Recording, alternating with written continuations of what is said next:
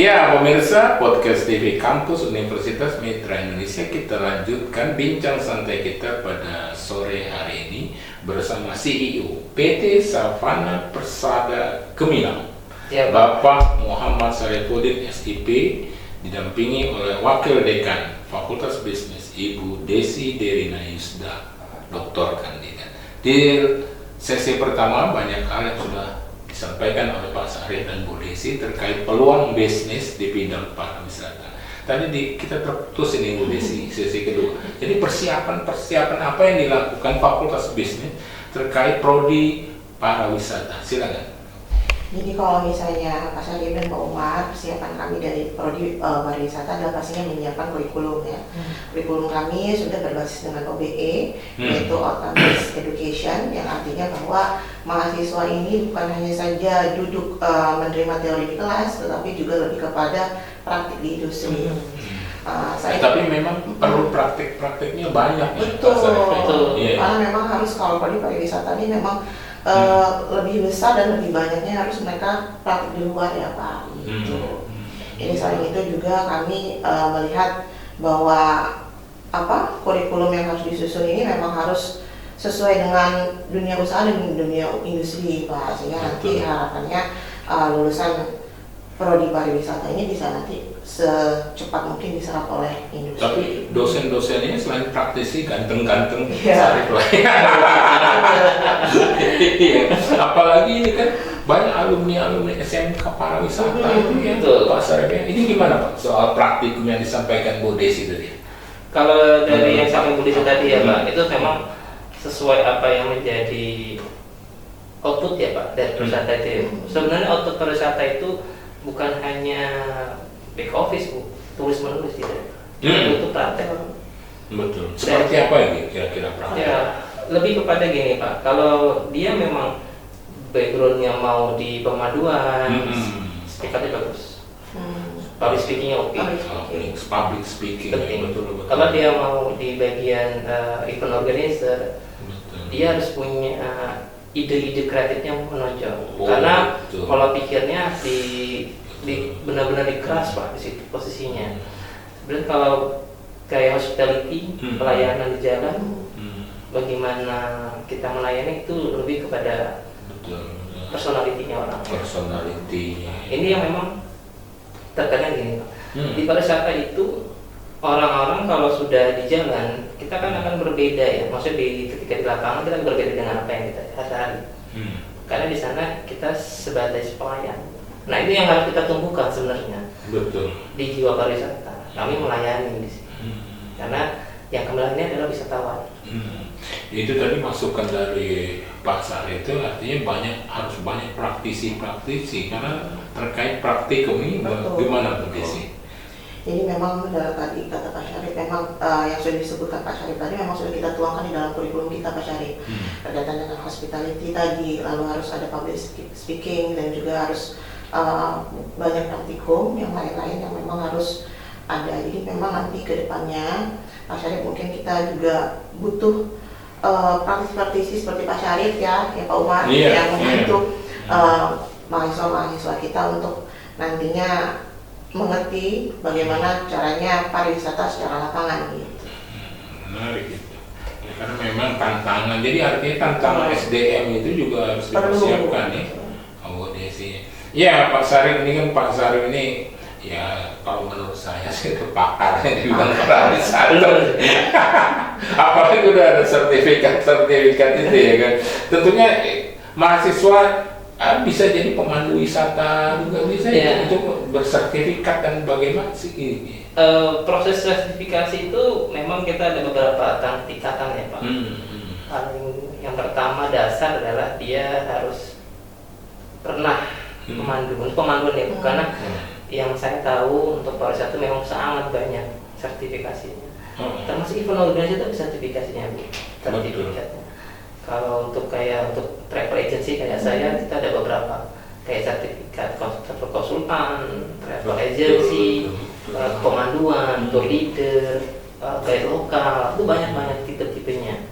Jadi memang prosesnya, misalnya nanti output keluar dari kampus atau dari SMK, yang ingin mau meningkatkan tingkat level skillnya lewat sertifikasi, memang dia harus mulai dari praktek, Bu. Jalan dulu, kerjakan dulu apa yang dia yakini. Terus ketika ada peluang, ini kan pemerintah kan sangat sekarang lebih banyak program sertifikasi digenjot benar-benar setiap tahun. Nah ini mungkin jadi peluang ketika nanti mereka ada, mungkin kampus bisa memfasilitasi, Bu, Pak, sebagai informan. Betul. Kalau tahun ini pemerintah Provinsi Lampung sedang pengadaan ujian, silakan yang mau daftar. Oh iya. Itu pasti ada peluang. Nah memang ini yang terkadang kita miss, sangat dikit informasi. Kalau misalnya kita bisa menginformasi ke alumnus kita, kalau ada, itu lebih menjadi apa ya, tempat ya, wadah lagi ya, wadah untuk teman-teman alumni bisa tahu informasi terkait pariwisata. Jadi jangan hanya bisa mencetak, tapi juga sebagai jadi sebagai informan juga wajib. Iya, informan. Apa yang ada di pariwisata. Karena cara tuntutan sekarang hampir semua kayaknya ya. Semua pekerjaan tuh standarnya sertifikasi dulu. Itu jadi pertimbangan misalnya. Menarik dan menantang juga bidang pariwisata. Tapi gimana Bu Desi, ini mahal nggak kuliah di prodi pariwisata ini? Gimana? Ini memang kalau Umitra ini sangat memperhatikan ya Pak, kebutuhan masyarakat. Jadi memang Umitra ada beberapa beasiswa, ya beasiswa yayasan, dan mungkin nanti ada KIP perkuliahan, dan mungkin saja nanti di dalam proses perkuliahan ada lagi beasiswa-beasiswa yang biasanya didapat dari pemerintah. Namun yang sekarang sedang berjalan itu adalah beasiswa dari yayasan, yaitu untuk namanya, tahun akademik 2026 ini ya? Ya, ada namanya Bakti Utama tuh Pak. Beasiswa Bakti Utama. Jadi beasiswa dari yayasan yaitu membayar perkuliahan hanya 250.000 per bulan. Cukup murah itu ya, terjangkau. Terjangkau sekali sih Pak. Apalagi ya saya ngebayangin tantangannya. Ya. 250.000 untuk satu bulan tuh, Bu? 250.000 satu bulan. Iya. Dengan salary misalnya izin, Pak, kalau saya info sedikit aja. Salary pemandu itu terendahnya memang dari sampai 200 per hari. Sampai tertinggi 500.000 per hari. Oh iya, saya bisa bayangin itu. Jadi kalau kita bisa informasi, seorang pemandu itu kerjanya tidak harus full, Bu, seminggu. Iya. Bisa kita waktu weekend saja, kuliah Senin sampai Jumat. Sabtu minggunya dia sifituran saja. Jadi bisa. Apalagi kita bisa online juga ya. Iya, Bu, betul.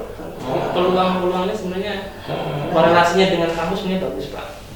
Dengan misalnya ada prodi ini ya, tadi kalau harapan dari kami mungkin nanti jadi satu tempat lagi ya, Bu, bisa jadi wadah.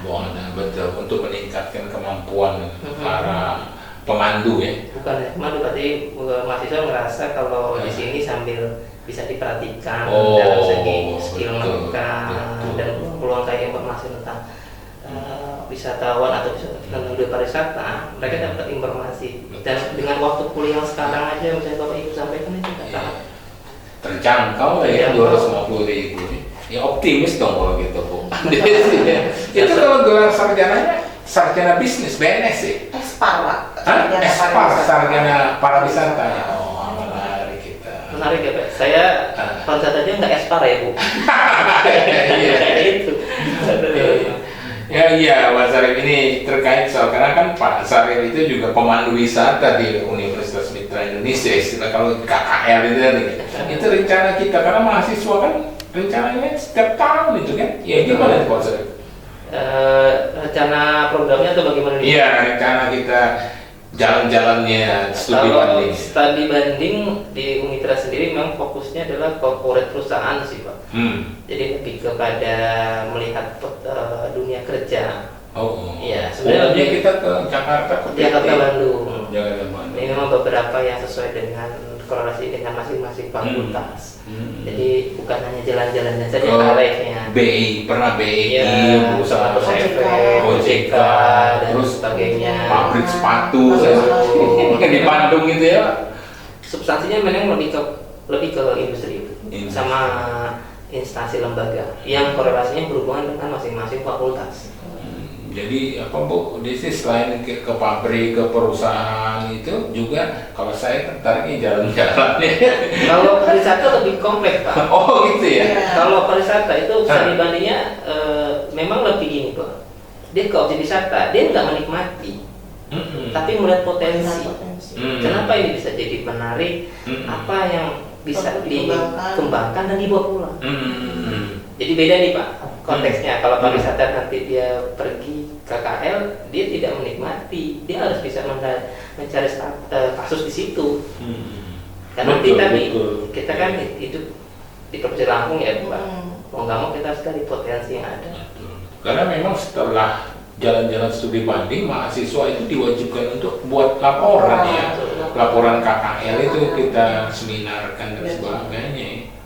Ya Bu Desi. Terakhir Bu Desi terkait soal biaya itu yang menarik itu, ya artinya terjangkau seperti ini. Terjangkau Pak, kalau buat saya ya Bu, dengan potensi yang ada, mungkin anak-anak mahasiswa di pariwisata nanti bisa dikasih peluang bisa part time kerjanya, karena pariwisata kerjanya tidak full day dalam waktu satu full minggu, dia part time Pak, Sabtu Minggu, dan dengan salary dia seperti itu, betul, dia bisa untuk satu hari bisa bayar kuliah 1 bulan. Betul. Sebenarnya kalau kita mau mengkorelasikan, jadi dapat ilmu di kampus, dipraktikkan langsung ke dunia dia. Betul. Iya, langsung dipraktikkan. Dengan cari peluang Pak. Sekarang harus maksudnya kita cari peluang. Benar. Insyaallah lah mudah-mudahan. Tapi nggak terasa waktu, nggak terasa paksanya kan Bu Desi. Ya kan karena waktu juga udah 10 menit lebih ini kayaknya. Nanti kita lanjutkan ke sesi selanjutnya. Iya pemirsa podcast dari kampus Universitas Mitra Indonesia, waktu juga ini kita berada pada penghujung sesi kedua. Kita akan lanjutkan pada sesi selanjutnya. Jangan kemana-mana, tetap di podcast TV Kampus Umitra.